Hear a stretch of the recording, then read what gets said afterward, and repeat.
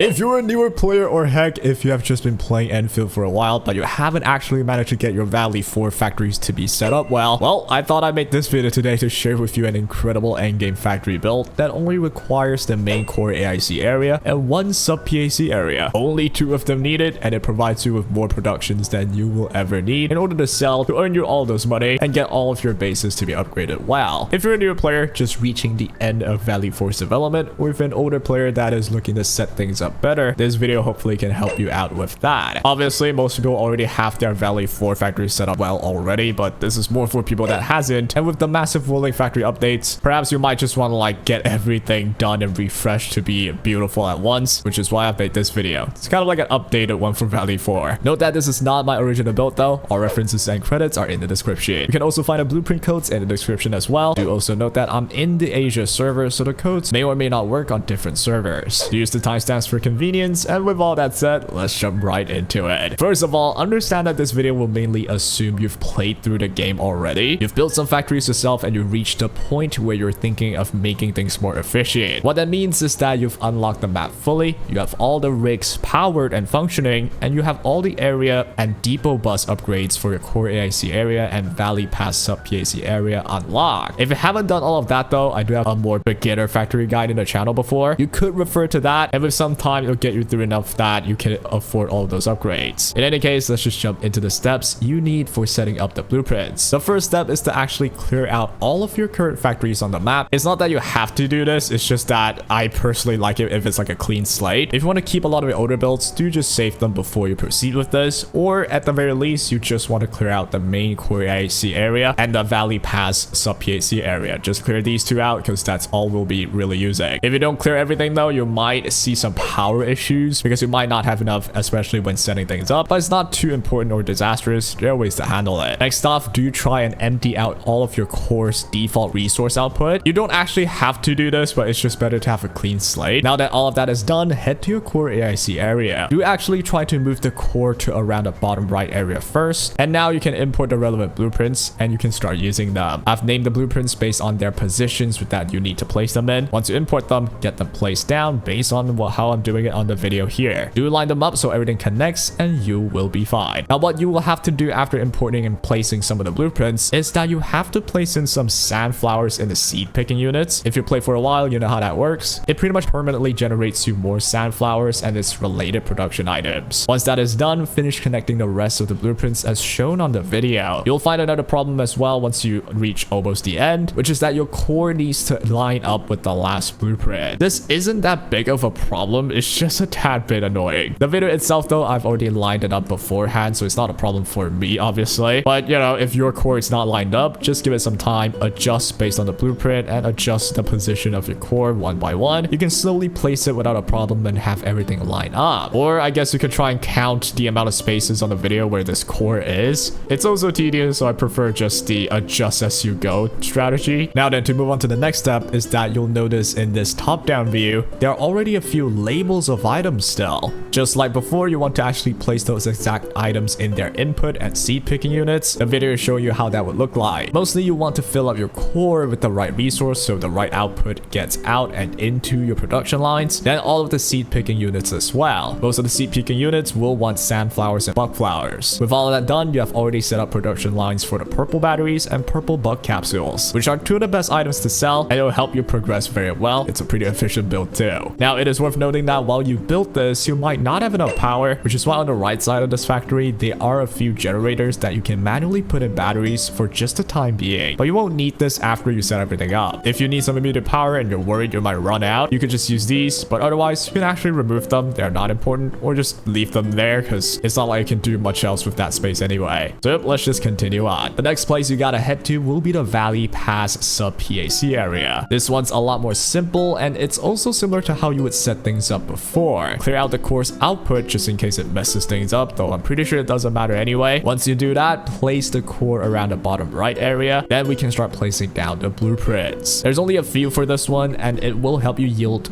even more purple bug capsules, and those are really good items for sale as well. As you place down the last blueprint, you will again have to line up with the core again. You will want to adjust it a lot. I do wish there's a function in the future that could just auto align the core to its relevant paths, but well, with some time lining out, you'll get it done. Or I suppose you can try counting again how many spaces you need from the left and bottom and just place the core perfectly first. Again though, very tedious. With that done, you will have to give it some time before all the productions start rolling. And this is when you might not have enough power actually, which is why the standalone generators, you could manually put in some batteries just to get this through. And once it runs, it should have enough. And with that, you'll finish all of the setup. The yield looks like this for me. It may or may not be different for you based on your regional development levels. Regardless, this setup is more than enough to just let it function and provide enough resources to sell every day. It's a really strong endgame build for factory. If you find that you don't have enough power at any time, you can also feel free to just use any of your other sub PACs that are empty. Put down a simple generator or something and send in some batteries. You don't need to send too much since you simply don't need that much, but yet you still have tons of space on your other sub PAC areas to set up whatever resources that you want anyway. So if you're worried about power, just give it a couple of generators and a couple of lines connecting to the core that has the batteries as output. You are going to be creating quite a bit of batteries, but you don't want to overuse it obviously. It'll be totally up to you. And yet with the rest of the space on all of your other sub PAC areas, you can think about making your own production lines for say the bombs you need in exploration or just, well, anything. Once you have this set up, you can move into wooling, and with the insane gas updates for all the factories in wooling as well, there's a lot of work you have to do there too. And hey, do check out the 1.4 wooling factory guide to check out if you can set that up as well. Once you do that, you'll be well on your way to craft enough resources to sell and enough to craft all the new gears as well. And with your Valley 4 pretty much having very strong production lines, and you'll be set for a while until there's more updates in the future, right? And that will be all for this one. Do remember that all the codes will be in the description and that I am on the Asia server, so the codes might not work for other servers. This is again not my original build, and all credits and references are in the description. Hopefully this helped you set up a nice factory going, and the best part is that you still have more space to do whatever you'd like. And that will be all for now. We'll be covering more Endfield soon with the new characters and game modes. Do follow along if you'd like. And also, if you're like a true